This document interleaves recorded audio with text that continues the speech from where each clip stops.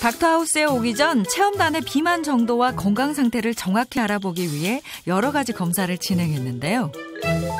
오지훈 씨는 심한 과체중에 특히 렙틴 호르몬 수치가 정상 범위를 훨씬 초과한 상태였고, 이희자 씨 또한 비슷한 결과였습니다. 지금 체중 조절에 영향을 주는 호르몬 삼총사를 가지고 나왔어요. 이른바 우리가 비만 호르몬이라고도 하거든요. 이 호르몬 중에 여러분들이 제일 먼저 익혀두셔야 되는 건 렙틴이라고 하는 호르몬이에요. 보면 식욕 조절 호르몬이라고 써있죠. 네. 두 분 다 정상치보다 높게 나왔어요. 내가 웬만큼 먹어도 포만감을 못 느끼는 상태라는 거죠. 어떠세요? 좀 식탐이 있는 편이세요? 먹는 양?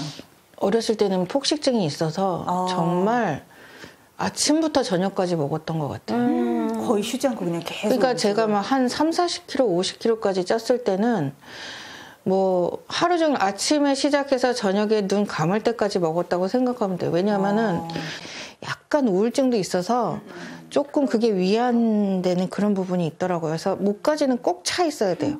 우울증 같은 게 좀 제가 동반이 되면서 끊임없이 먹었던 것 같아요 라고 하셨죠. 거기와 관련된 호르몬을 또 준비를 한 게 있죠. 바로 세로토닌이에요. 별명이 행복 호르몬이에요. 그러니까 세로토닌이 뿜뿜하고 많이 나오면 내가 행복감을 느끼고 굉장히 기분이 좋고 안정감을 느끼게 돼요.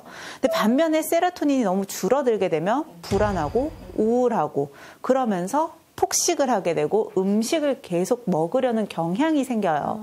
우리가 다이어트 할 때 어때요? 힘들죠. 스트레스 받죠. 감정적으로 굉장히 우울해지죠. 세로토닌이 떨어질 수밖에 없어요. 내 몸에서 세로토닌이 떨어지면 내 몸은 내가 또 되게 뭔가 불안하네. 세로토닌을 만들어야겠네. 재료 중에 하나가 탄수화물이에요.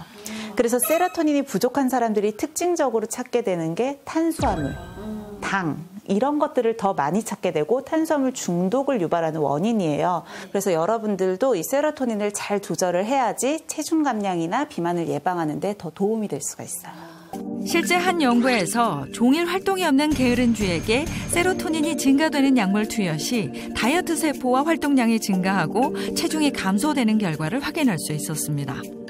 마지막 호르몬 아디포넥틴은 지방을 분해하는 호르몬이에요. 이름만 들어도 좋죠. 네. 이 아디포넥틴이 풍부하게 나와야지 내 몸이 좀 더 효율적으로 지방을 태워낼 수가 있다라고 볼 수가 있는 거죠.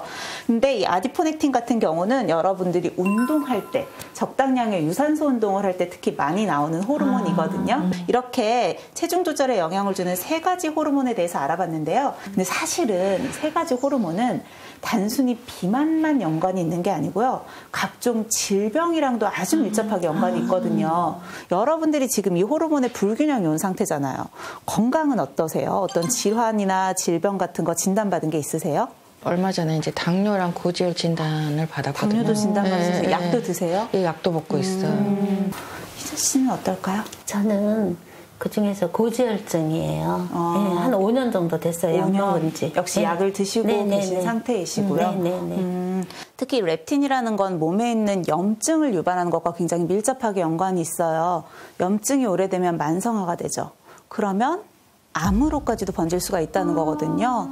그래서 유방암이나 전립선암, 대장암 이런 것들이 비만, 특히 호르몬이랑 굉장히 밀접하게 연관이 있는 기관인데 이런 기관에서의 암세포 증식을 더 촉진시키니까 그런 종류의 암들과도 또 연관성이 굉장히 깊다라고 볼 수 있어요.